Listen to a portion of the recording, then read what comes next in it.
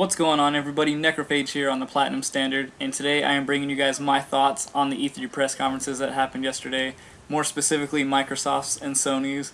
But before I get too far into it, let me explain to you guys what's going on in the background. And this is part of my Insanity run for Army of Two Devil's Cartel, and I'm about 75% way through the campaign here at this point. This is the Insanity mode, so I do get down a couple times, but it's only because I suck. And I think at this point I'm about 80% done with the trophy list, so after this run I should only have to get a few more minor trophies and I'll have that platinum, so can't wait. But to the topic at hand, which is the press conferences that happened yesterday.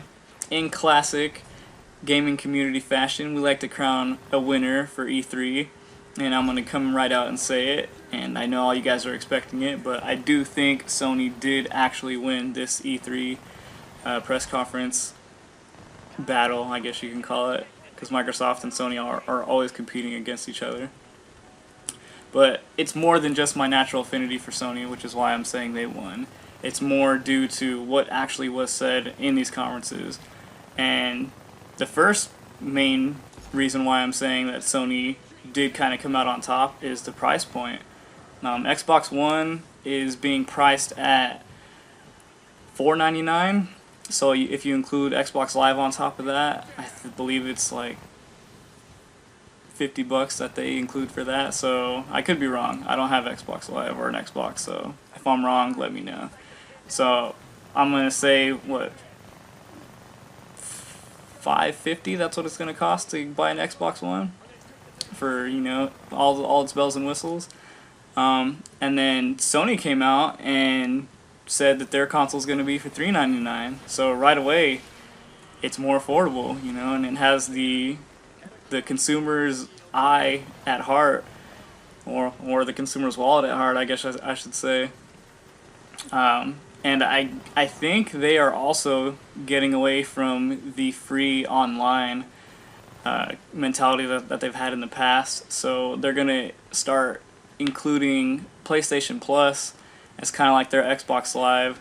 And I think that's about $50 a year. I could be wrong on that. Also, I don't have PlayStation Plus either. But so yeah, they're going to include that on there. So all in all, you're going to have Xbox One that costs around $550 for all the bells and whistles, and then you're going to have Sony coming in with the PlayStation 4 for about $450. So right away, you know, Sony's topping that. The second thing is Sony actually called Microsoft out almost, not by name specifically, but any of the DRM, you know, focusing points that Microsoft has for the Xbox One, which is limiting your games library to certain people and trying to prevent used games.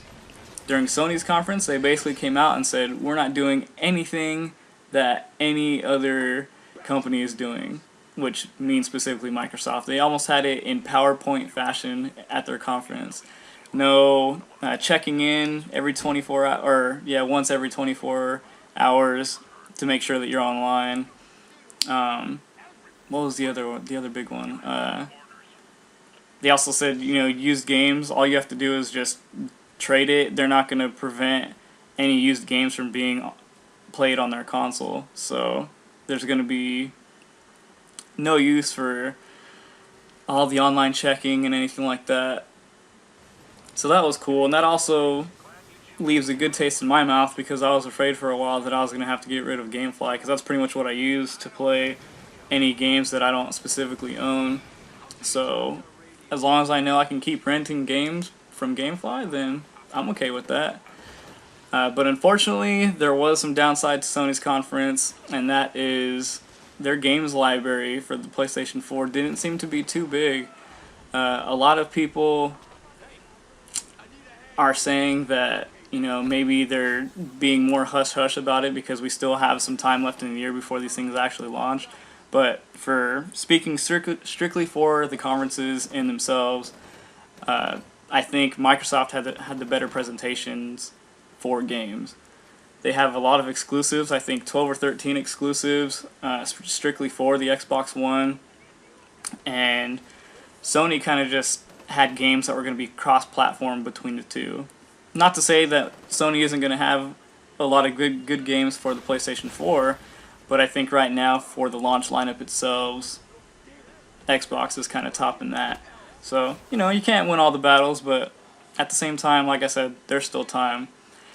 As for what I'm excited for coming out of E3 games-wise, I'm still excited for Watch Dogs. I've seen a lot of different demos of people playing them on IGN and Rev3 Games, and it seems to me that every time I see this game, there's just different ways to interact with the sandbox type of space that Watch Dogs has. So I'm kind of interested to see the different styles of gameplay that other people come up with and how they get out of, you know, awkward moments in the game when you have to escape and things like that.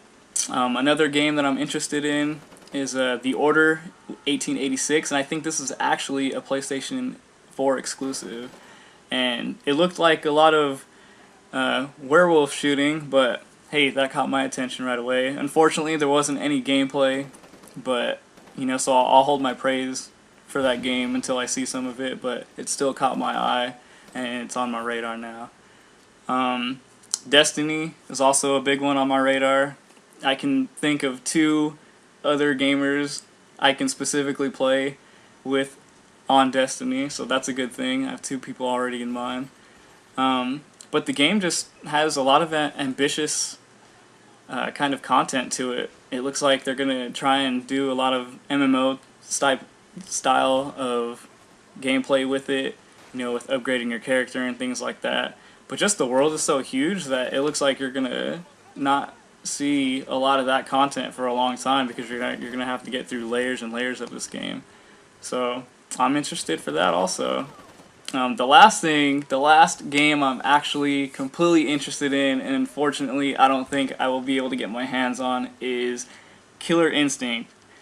That game is an exclusive to Xbox, and unfortunately that game has nothing but my childhood written all over it. So Sony, if you're listening, pull some favors, do what you can to get Killer Instinct over to the PS4, because I will buy that day one whenever you can get it to us. But yeah, for right now, Killer Instinct is a Microsoft exclusive, so it's only going to be for the Xbox One. But hey, I'll pray. But anyways, those are my thoughts on the E3 conferences. There's still a whole lot of demos that are going on right now, so if anything else pops up that catches my eye, I'll let you guys know. Until then, let me know what you guys think in the comments below. How's the Xbox One doing? How's PlayStation 4 doing? You guys know my thoughts. So, until next time, I'm Necrophage, and I'll see you on the PlayStation Network.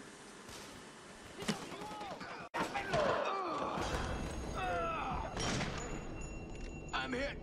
I need you. Got you.